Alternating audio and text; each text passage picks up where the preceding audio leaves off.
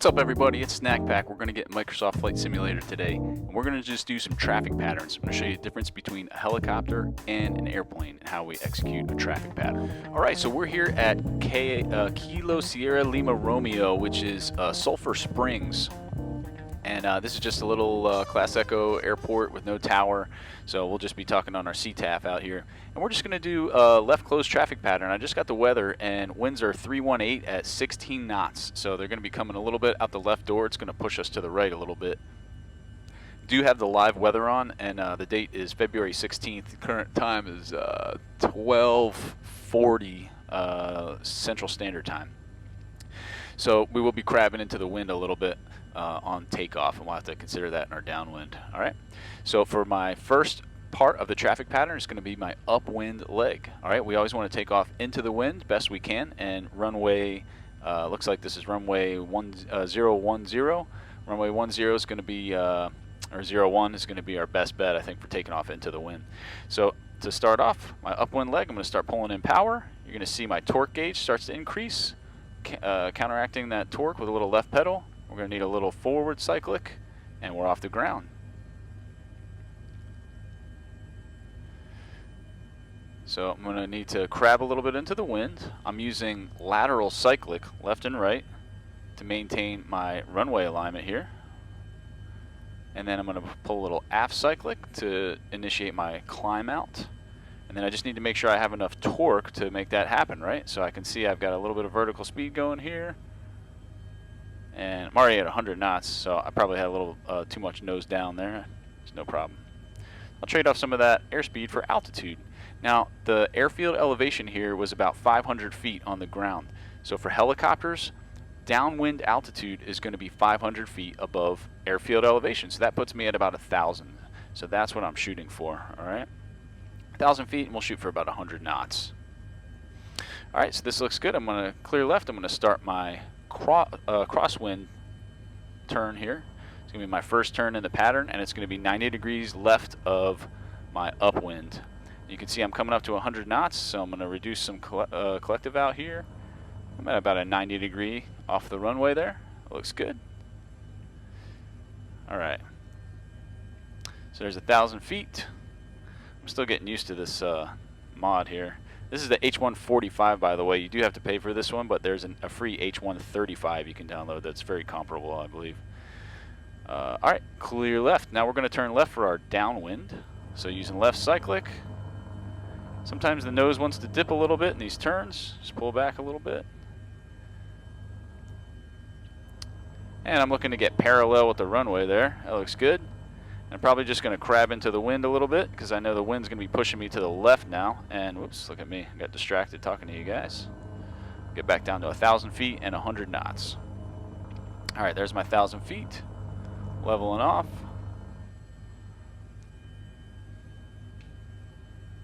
100 knots might be a little too much for this aircraft. Maybe 90 knots would probably be a good downwind airspeed, so we'll just hold it there.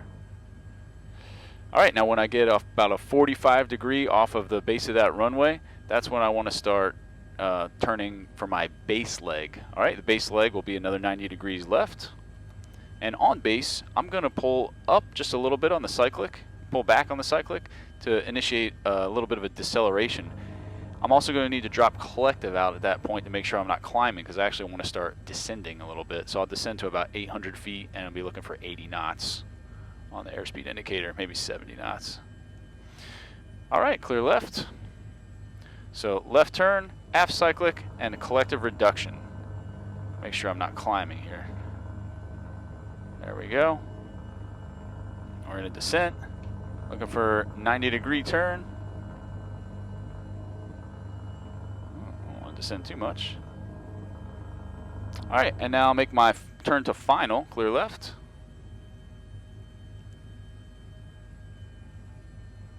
And I'm just going to line up on the runway. So I'm looking for about 800 feet and approximately 70 knots. I'm getting there. And I'm going to shoot my approach to the 1,000-foot markers, which, if you can see, I'm not sure if my mouse can see, is right there, those little lines right there. Now I'm going to line up on the runway, but you see my heading is going to be a little bit left because I'm having to crab into the wind here. All right, so that wind's coming out my left door. So this is fine. All right, and I'm going to initiate my approach to the 1,000-foot marker. This will be a VMC approach to the ground. So I'll do a little bit of aft cyclic to begin slowing down. I'm already going kind of slow here. I'll just maintain what I got. Now if I look out the left, I can kind of see my rate of closure. And it's nice and slow, and that's fine. Probably do it a little quicker, but since I'm not the best with this particular helicopter, I'll just take my time. So just trying to get lined up on the runway. Again, I'm crabbing into the wind. And I'm basically just shooting a laser beam from those 1,000-foot markers to me. As I get closer to the ground, I'm going to need to slowly add more collective. So you can see my torque gauge is at 28, but by the time I get to the ground, I'll be more like 45. Because I'm basically going to need to bring this to a hover. As I touch down, it's basically the hover power is what I need. All right, trying to get lined up here. Pulling back on the cyclic to slow down. Continuing to add collective. Ooh, the wind's blustering me around a little bit. It's okay. Coming down. A little less cyclic, a little less collective. And there's our intended point of landing. And we butter it onto the ground. And all of our passengers back there are very satisfied with our landing. All right, so that's a pattern in a helicopter. So up next, we'll get in a Cessna and we'll do the same traffic pattern in an airplane. But before that, I just wanted to tell you guys about Brotalion. Brotalion is a clothing and apparel brand. They have awesome selection. They got all kinds of really cool stuff. Make sure you check out their F-22 balloon t-shirt. And now you can get 15% off by using code SNAKPACK.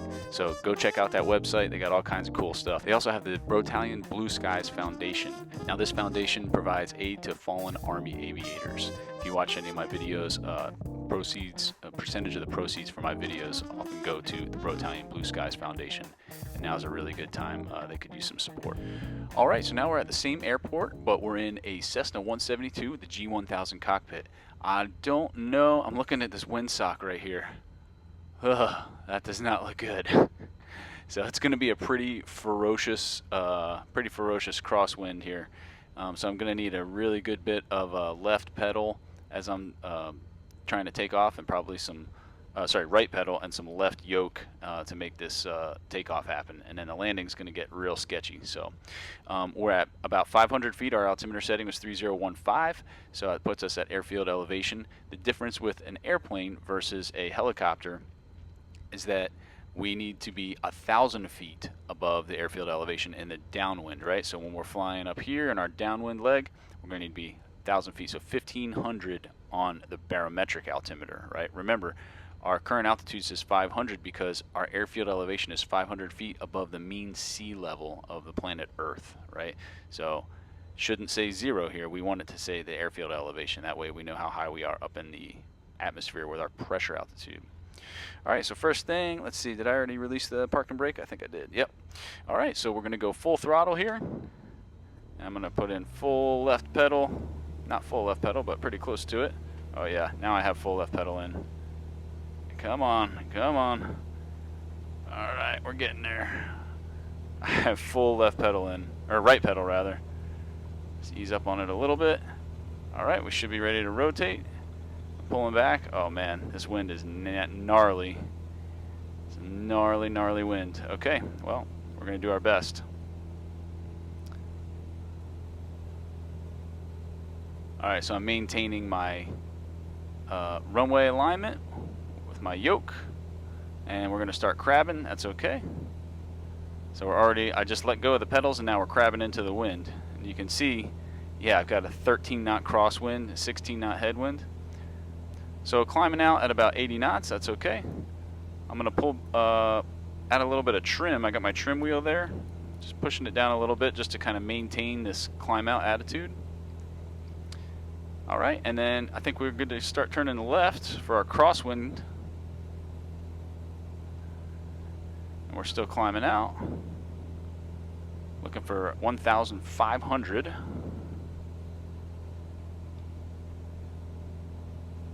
All right, and here's a pretty good heading. There's 1,500. So I'm going to start pulling back on the throttle here. We'll maintain about 90 knots in the downwind. And I'll just trim it out to where I've got 90 knots and I'm still climbing. I got to get back down here. There we go. It's about 90 knots and 1,500 feet is what we want, and I'm just using my trim to kind of alleviate some of the pilot workload off of me so that the airplane will just kind of stay level here. I'm going to extend my crosswind a little bit just to give me more time on my approach. All right, and clear left. Let's start turning left.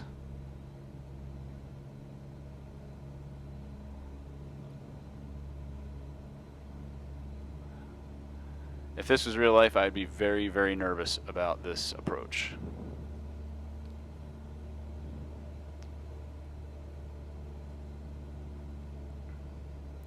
All right, we're about parallel with the runway, and I'll do my gums check here. Gas is on both. Undercarriage is looking good. Mixture's full rich.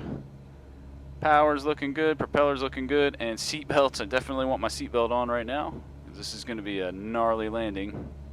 We'll see how it works out.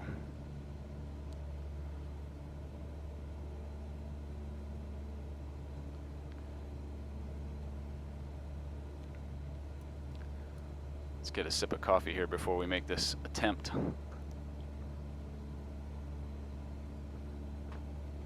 If you're wondering, I have head tracking on right now. I'm actually using my iPad camera.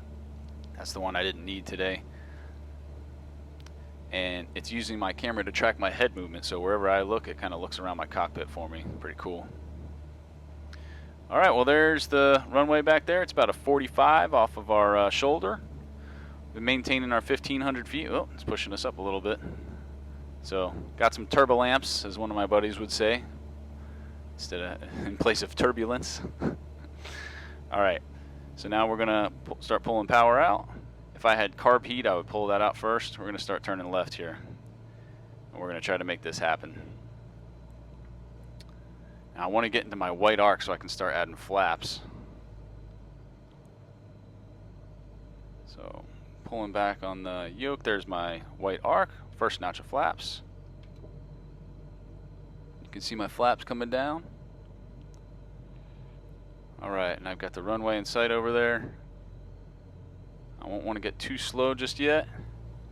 Still in the white arc, another notch of flaps, looks good. Alright, let's start turning on the final. So I'm guessing I'm going to need left yoke and right pedal as I make this landing, this crosswind landing, and it's not going to be pretty. All right, and I need to start coming down a little bit.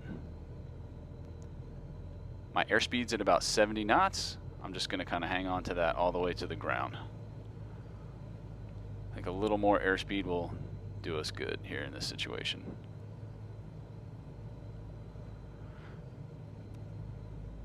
I'm going to take this nice and slow. So you can already see how the nose wants to go left into the wind, right? As the wind's coming out across from the left side. I think you probably just saw the opposite on my camera, but it's coming out the left door, hitting me, slamming into my left door. And if you look on the top MFD there, you can see I have a 11 knot crosswind and a 15 knot headwind. We're in a slight descent. Airspeed's maintaining at about 70. So as I get close to the ground, I'm going to need to put in right pedal to line myself up, but I'm going to need left yoke to make sure the wind doesn't blow me off into the sod right of the runway.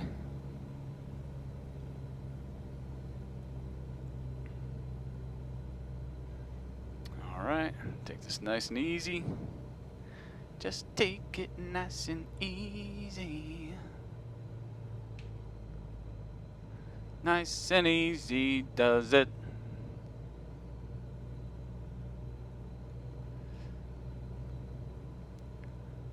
When I first started flying, I really wanted to grab this yoke with both hands, but then I realized you got to have one hand on the throttle and one hand on the yoke.